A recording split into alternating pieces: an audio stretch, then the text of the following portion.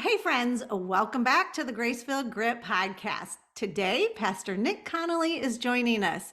Nick is the pastor at Bright City Church and the author of his new book, Don't Give Up Just Yet. Welcome, Nick. We are so glad to have you join us today. It's so great to be here. Thank you for having me. Yeah, I would love for our friends here online to get to know you a little bit better. Do you mind sharing a little bit about yourself? Absolutely not. My name's Nick, and I live in the wonderful city of Charleston, South Carolina. And I have four kids.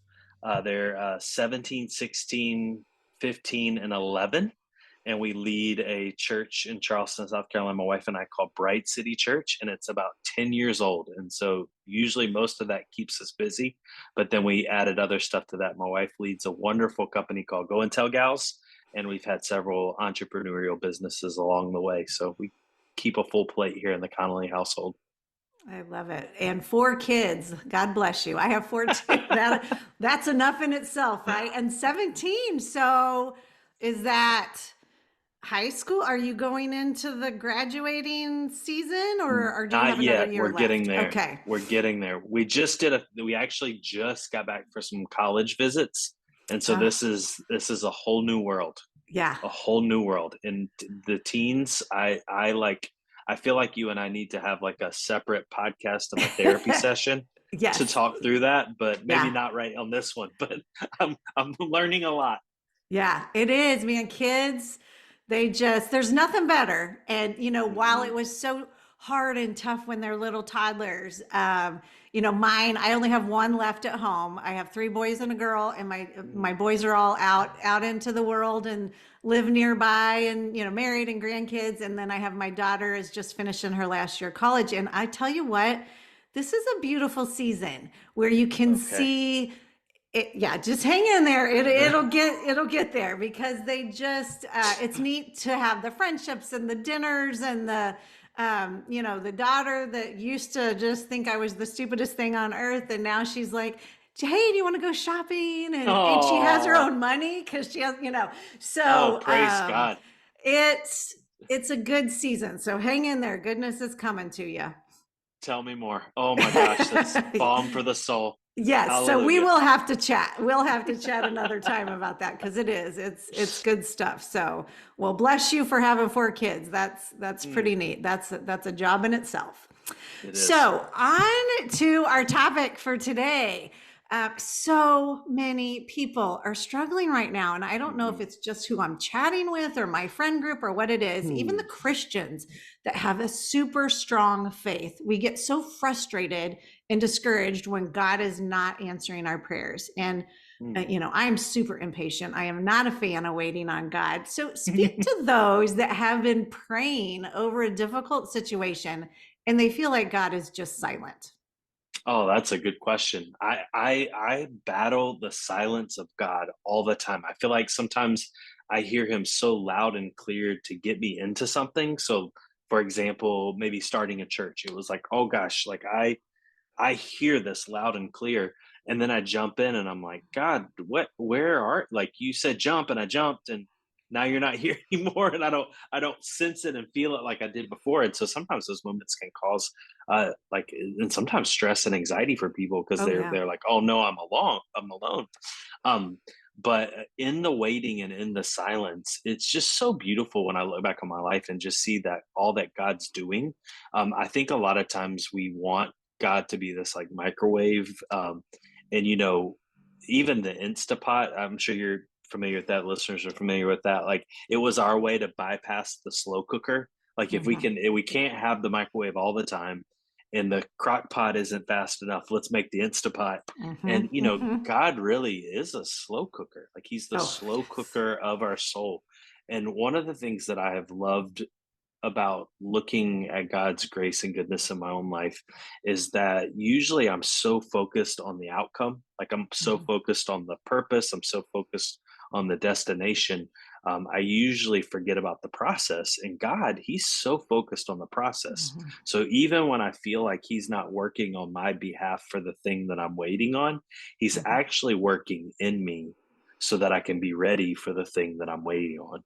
And Mhm. I don't like that. That's Mhm. the answer. I don't like that answer, but it is the Mhm. answer, is that even when we're waiting, he is working.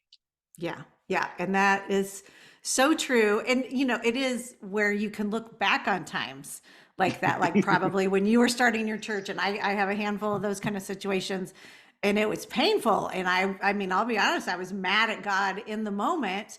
And now I look Mhm. back and I would have it no other way. Like his Yeah, plan was perfect, his timing was perfect. I was fighting it tooth and nail, and I wanted what I wanted, my way. But my goodness, so it is nice, when you get on the back side of those things, you have these, it's like a timeline or a mhm. history of God showing up when you wanted it a different way, but he did Yeah. something more miraculous than you could dream of. So I love how you phrase that, definitely. So you talk about resistance and perseverance a lot in your new book, and I love that. What do you suggest for those that feel like they're up against a brick wall literally every day? Like Yeah, they feel like they heard from God, they're supposed to be doing this thing, and they are just getting a roadblock every other minute. What would you say yeah. to them? That's a great question. When I was first processing this in my own life, every ounce of persistence, I would press pause and I would just be like, okay, God, like I'm heading in the wrong direction here. I'm not heading in the right direction. Let me just find the other direction. And I actually did this a lot in my jobs early on. Like I knew God was calling me into ministry, but I had every job under the sun before I got there. Like I've worked at a Christmas tree farm. I've Hmm. even Oh, repaired fun. stained glass. Like I Oh, have done fun. every odd job there is. And a lot of times I would get to this place where I was like, oh, I just hate the job. I hate the job. This is it. I've hit a ceiling and it's time to move on. And what I Hmm. noticed is the thing that was the issue or the pressure point would follow me where I went. And so I would just move again. And then finally, after a while, I felt like God was saying to me, he was like, hey, this is something that's in you that I'm trying to work out and deal with. And Hmm. so if you go to the next place, it's going to follow you there. And I think a lot of times when we experience resistance, I feel like the enemy of our souls tries to trick us and make us believe that we're heading in the wrong direction. So if Hmm. it's hard, this is not God's will. And Hmm. what I've realized is that if it's hard, it's probably something that God wants me to do. I mean, think about all of the hard habits you've tried to start in your life. Like a one that I always talk about all the time is when we make commitments to read our Bible in the morning. And so we're like, Hmm. I'm going to get up early. I'm going to Hmm. set this time aside. I've got the special coffee cup. I've got the like mug that I love and the journal that I love. And it's crisp and it's new and new pens and, start in January. So let's start in Genesis. And, Hmm. every time I start those adventures in my life, I've become more tired. I feel like my kids sleep the worst. And Hmm. I feel like everything is happening so that I can't do the thing that I believe God's asking me to do.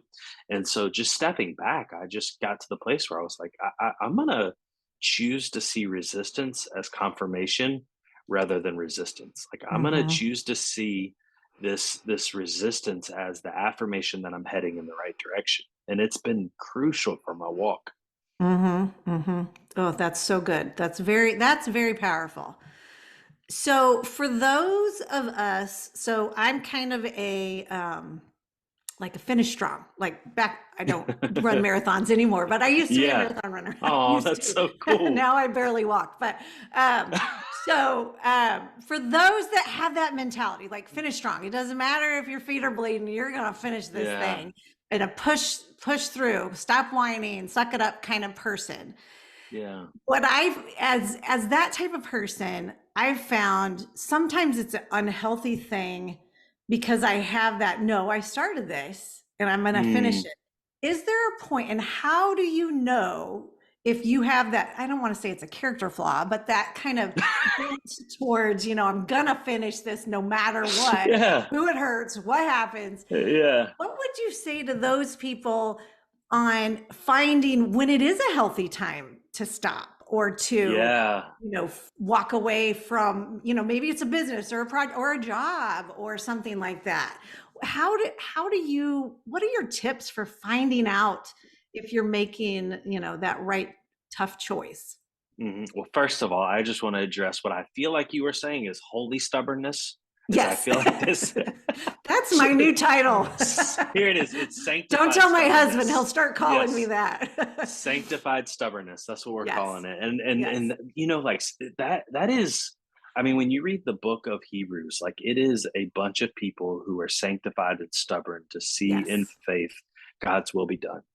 But then, like you were saying, there are times where you're in a job or you're in a position or you're in a place and you're like, I actually don't know if I'm supposed to continue on. Mhm. And one of the things I've noticed in my own life is that if it's usually the right thing at the wrong time, then it's usually the wrong time. Mhm. Like it's not the right timing for it. And so sometimes there are these things that we desire or long for, and it might be the right thing, but it might be the wrong time. Mhm. And when we started our church plant, we actually wanted to start it in Boston, Massachusetts. Like we Oh, were going to go to wow. the Northeast. I mean, God knew me better than I did because I wouldn't have lasted the winters there. I'm a feeble Yes. person when it comes to the cold. But we tried 3 times and it didn't work out. And so what we stepped away when we stepped back, we were like, hey, this might be the right thing, but this might not be the right place, and it might not be the Mhm. right time, and it wasn't. And so we paused, and then eventually God opened up the doors at the right time, right place. And so, Mhm. sometimes patience is key. And then the Mhm. other thing I would say is a lot of times we use religion and, um, let's say, grace to guilt people in Mhm. to perseverance. Mhm. And sometimes there are very harmful situations. They're very like trauma producing situations, and sometimes people will say, and they're meaning well, but it's almost like when I've been in the middle of reading Job, and you Mm. just listen to Job's friends, and you're like, man, they I think they mean well, but I don't think they're helping the situation. And Right. so sometimes you get in these places where it's actually detrimental to the holistic picture of your life if you stay in this one situation or position, Mhm. if it's toxic, if it's harmful, if it's not good for who you are becoming in Christ, like if it's keeping you from achieving your God-given identity and it is harmful to you, then sometimes a pause and a pivot is exactly what you need.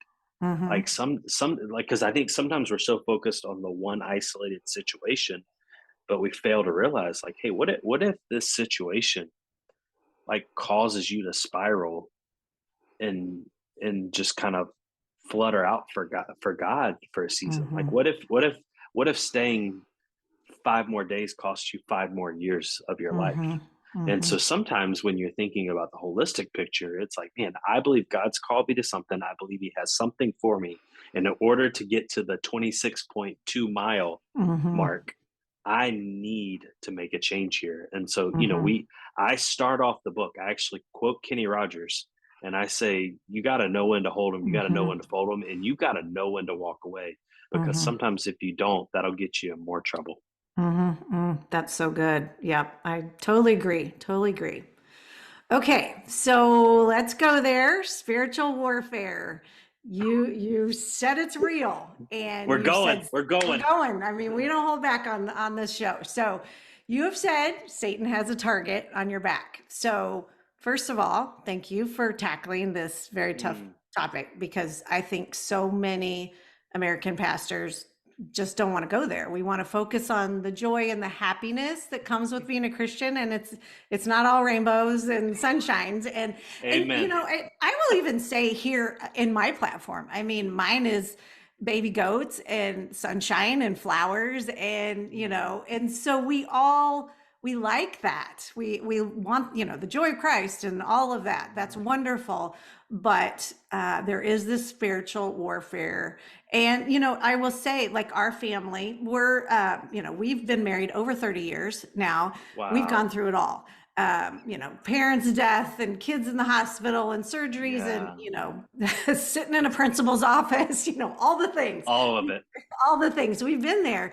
And it seems like this last few months has been like unimaginable stuff every Mm, single day. And we just said, on Monday morning before my husband left for the fire station, you think this is the week that, we're going to get a breakthrough and it's going to be normal, like just normal drama. And sure enough, we get the phone call. My mom's in the hospital and, Mm, spiraling again. And so it's just, and I know that there's so many families that just feel like, wow, it's kind of amped up all of a sudden. All the attacks are constant. And so you mentioned, and I'll quote you because I love this quote. You mentioned that if we can learn to see our circumstances with our spiritual eyes instead of just our physical ones, we have a fighting chance. So explain a little bit more about that. I love that quote. yeah. Well, thank you, first of all. And second of all, in that chapter, I'm writing about the situation that we had with our daughter. And I think sometimes it is I think this is happening and it's a casualty of living in this world. Like when you think back to the effects of the garden and Mhm, sin and how it affects so many things that we don't even think about. Like I mhm, was reading something recently and it was talking about how wild creation is. And I mhm, was just thinking of, and I was kind of connecting that with Romans 8, how Paul says that creation groans. And I was like, mhm, I wonder if creation was actually this like beautiful, perfect place where animals didn't get mad and weather didn't rage. But now that we're living on the effects of the fall, we don't know how much of this is actually affecting it. And so, mhm, part of what we're living in is the effects of the enemy thousands of years ago. mhm, And then there's the other parts where like God has good, purposeful things for his children. Like when I think about the death of Jesus, especially in this season of Lent that we're mhm, currently in right now as we record this, is like I'm thinking about Jesus actually purchasing my life mhm, so that I can live in the freedom and the salvation that he has for me. And one of the things I just keep thinking about is God doesn't purchase what he hasn't purposed. And so if you've got a purpose for your life and it involves the kingdom, then we have to know that there is going to be some force out there that does not like that. mhm, Like he's not going to like Lana being able to bring this incredible message. Like he's not going to like any of that. Like he's not mhm, going to like any of the things that you have going on for God and your listeners too. Like like mhm, the things that we try to do for our families, for our faith, like all of that. Like he hates all of it. He hates when marriages work. Oh gosh, mhm, he hates when marriages works. He hates when kids are raised in the joy of the, mhm, like he hates it. And so all that to say is, okay, so that's the sight. That's kind of how we have to see things. But then the second part of that is, a lot of times when we have things going on that are good in the Conley household, I know that attacks are imminent. And so even in November, I it was the on the cusp of us going to an extra service at our church. mhm, We were about to celebrate the holidays with the family. It was about to be the release of my book. And mhm, all of a sudden, out of nowhere, having never experienced this, I had panic attacks out of mhm, nowhere. Like I'd mhm, never had anxiety, I'd never had any of it. I thought I was having heart issues. mhm, So I was rushed to the hospital twice and then finally got back from the hospital the second time and it started again. And I was like, this is not a medical thing. This is a spiritual thing. And mhm, that spiritual thing led to 10 nights of not being able to sleep. Like mhm, I did not sleep at night for 10 days straight. And I just remember in those nights, like I would be reading scripture, I was journaling, I was praying. I remember that if I had a friend who wakes up at 4 and I was like, I could text them at 4 a.m., tell them to pray for me. And then I mhm, remember who woke up at 5 and I was like, I could text mhm, them. And so all that to say is I think so many things that happen in this world, we just we see what's happening, but we don't see the why behind what's happening. And mhm, I think if we open our eyes just a little bit more, even though we don't want to, right? Because we don't want to see mhm, the the hard parts of the kingdom. Like we don't want to see the dark secrets of the kingdom. But I think, at least in my own life, the more I've opened my eyes to those parts, I've actually seen the goodness of God better. mhm, mhm, Like I've actually seen his protection. I've actually seen his faithfulness. I've actually seen just even motivation to press on and press through. Because I'm like, well, whatever's happened on the other side of this hard trouble must be great because the enemy does not want it to happen. And I don't know, I just feel like it's honestly freed me up a little bit to say, man, Mhm. this is God's about to do something. Yeah, yeah, and I love that. God's up to something. It makes 0 Exactly. sense to me right now, Exactly.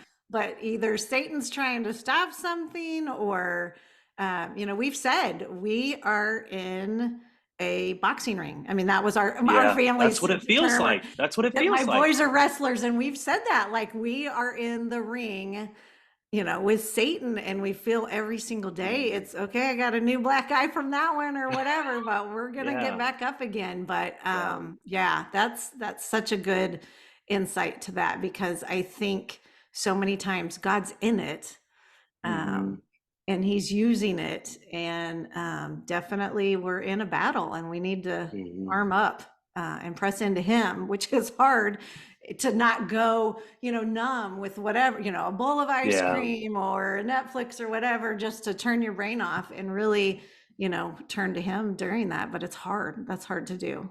I love how you said that because I think that's the other part too, is I think maybe some of your listeners might feel this way and it's like, well, I don't have anything like that going on. Like I've never had anything like that going on. And one of the things I've noticed about the enemy is he will use comfort and convenience just as much as he'll use conflict and strife. Like Yes. he does not care. Like he'll use whatever. And so sometimes he actually lulls us to sleep and we Hmm. become apathetic and we become comfortable and we're fixed on what's convenient rather than what's for the kingdom. And those are times in my life where I'm more scared. I'm like, oh gosh, I just fell asleep for a second. So I'm so glad you said that. That's such a good point. Yeah, yeah, that's good.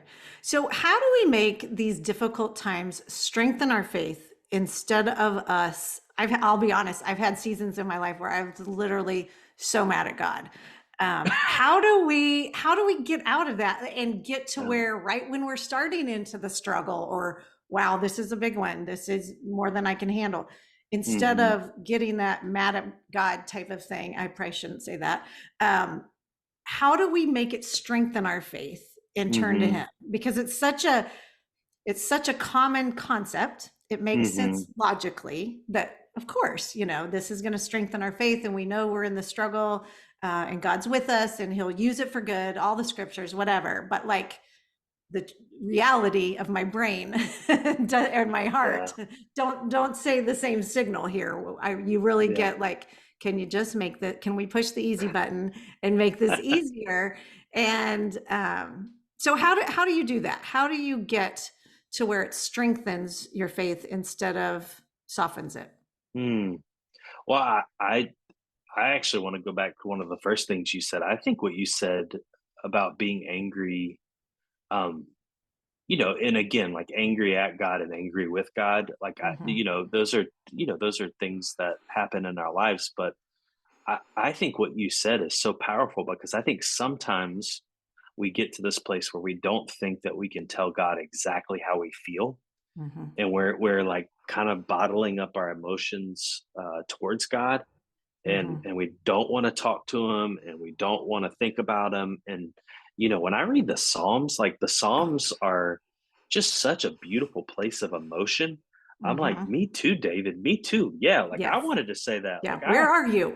yeah, I'm glad you said something because I wanted to say something, but I didn't want to step on anybody's toes. So Right. I just felt like the first thing I would say is you have absolutely 100% have to tell God how you feel. Like Hmm. tell him exactly how you feel. And the beautiful thing about that is it's getting at the crux of what God's already after anyway, and that's Hmm. the relationship. Hmm. Like we're so caught up in the details, and He's caught up in the relationship. He like the way we get stronger is when we get softer with Him. Hmm. And so I think telling God exactly how you feel. And then the second thing I would say is I would really, and this is, I'm stealing James' words from, I think it's James 1, where he would say, let that perseverance finish its task so that we Hmm. become mature. As I think sometimes we tap out too early and Hmm. we don't let the maturation process happen internally in us. And Hmm. so, like I was saying earlier with my jobs, is I would tap out and then I'd go to the next place. and then I'd be like, oh wait, that's here again. And Mhm. I, God gently said like, hey, I want to do this thing in you. And so I think sometimes when we experience hard seasons, we don't allow the work to finish its course. And Mhm. so it's hard. It's so hard. I'm not Mhm. saying any of this is easy. I'm just saying it's easier when you allow the maturation process to take its complete work so that Mhm. you can be finished in the thing that God's developing in you. And I think if Mhm. you can do those two things, the rest will take care of itself. Mhm. Yep, that's good. That's good. So, as a pastor, how do you balance your ministry and your family and your personal life? Speaking from as someone kind of behind the scenes, I'm a preacher's kid. My dad was a Mhm. pastor, my grandpa was a pastor, and a little kind of different growing up because my dad was a pilot and then retired early to become a Mm. pastor. So I got it closer to the high school age. So, um, didn't grow up as a youngster as my dad as pastor, but my grandfather was. And so how do you I got to see the congregation last minute. There's an emergency, you're pulled away from dinner, there's just constant phone calls, there's Mm. you might be sick and or having, your own stuff that you're dealing with, but you have to go preach and be on. How do you balance it all? That's a great question. My wife, she has a better quote than I'm going to say it, but I think a lot of times we buy into a gospel of balance, and it's actually not that. I Mhm. feel like a life is a lot like whack-a-mole. Do you remember that game? Yes, I do. It's like I do. you're just hitting the next thing that pops up. Yeah. And I think honestly that's a great picture for life is I think sometimes the church is good and the family's hard. And I think Yeah. sometimes the family's incredible and the church is hard. And I Mhm. and I think one of the things that has helped me is I've always tried to in every circumstance and situation just say, "Hey, listen, God is in control and I just need to let God be God." And if Mhm. God can be God, then it's going to work out so much better than if I like meddle in or try to like fix it. And I'll give you a Mhm. great example of this is we were at a church in Indiana and I had a dear friend who I was getting to know. He called me one night and it was like 11 p.m. and I just need you to know that I am in bed before that. Like that's Right. I'm heading towards bed. And this guy, he was younger, and so he was like, "Hey, I need to meet right now." And I was like, are you physically hurt? Is everything okay?" And he was like, "Yeah, yeah, I'm physically okay." And I was like, "Okay, I tell you what, everything that you want to tell me, you tell God tonight, and then come over to the Ooh, house that's for good. breakfast tomorrow." That's And good. so I hung up the phone, and my wife was like, "What are you doing? Like, what did you just tell him? Like, do you need to go? Like, you need to go right now. Like, why did you just tell him to tell God and then everything's gonna be like she was like, "What are you doing?" And I was like, "It's gonna be okay. Everything's gonna be fine." Well, the guy comes over the next day and he looks like he's seen a ghost. And I was like, "Hey, are you okay? Like, what's going on?" He was like, "Well, I gotta be honest, like I thought I was a believer, but I was not. I talked to God and I'm telling you, this is the first time that I've ever expressed salvation in Jesus being my Lord." And so in that moment, Wow, you're giving me goosebumps. that situation taught me that it is, I mean, because we always say it, like it's just give it to God.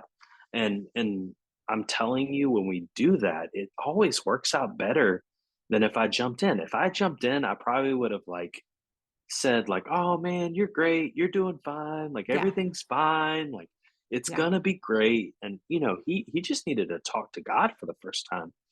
And so I think about that with life. I think about that with ministry. I think about that with my family. Like Mhm. they're like we cannot do it all. Mhm. Balance is not achievable. And Mhm. so we're playing a game of whack-a-mole, and then we've got to Mhm. decide that every mole that jumps up, we've got to give it to God, and that's the Mhm. balance. And it Mhm. never, man, like even think about the concept of date night. Like that's such a great topic for marriages is date night. Mhm. But Mhm. when you think about the proportion of your week that you spend working or doing other things, and then you have this date night, like it's not proportional to my love for my wife, right? Right. Like 2 hours is not how much I Right. love my life. And Right. so it's not the balance, but I tell you what, in that 2 hours or 3 hours, I'm going to make the best of it that I can. Yeah. And I really think that that's what we're all out here doing. We're all just trying to make the best of those moments that we can. And I Mm-hmm. think sometimes balance is a false gospel that the world teaches and culture Mm-hmm. teaches. And it's like I can't die trying to achieve that because it's not obtainable. Right. Right. And prioritizing. I mean, That's you good too. obviously like you prioritize that date night. Like Yeah, somebody better be dying if I'm canceling this exactly. because I really need it with four Yeah, kids. I'm gonna need to know your medical statistics right now before I come to your house. Like, Right. I what are Right. what's your heartbeat at? Just kidding. Right. There you go. There you go. I love it. I love it. Okay. Well, tell us about your book. You have this wonderful book that's Don't Give Up, Choosing Persistence in a World of Overwhelming Resistance. And boy, that's a timely message. So tell us a little bit Yeah. about it and where we can find it, all the things. hmm Everyone I talk to usually has this grand desire or dream in their life. They're like, man, I really want to see this happen. I really want to see that happen. I have this dream to do this thing. I have this dream for my family. I have this dream to move out to this piece of land and do all these Mhm. things. And, so many people think about the dream, and so little people think about the resistance that's going to happen on the way to the Mhm. dream. And Mhm. so, really, when I wrote Don't Give Up Just Yet, as I said, if Galatians 6:9 is true, let us not grow weary in doing good, for we will reap a harvest at the proper time if we do not give up. Mhm. I feel like there's so many people in this world missing out on the harvest that God has for them because they Mhm. gave up. And so I was Mhm. like, I can't go to coffee with everyone. Like, I Mhm. can't just sit down over a cup of coffee with everyone. So, how do I write a letter to people telling them to keep going?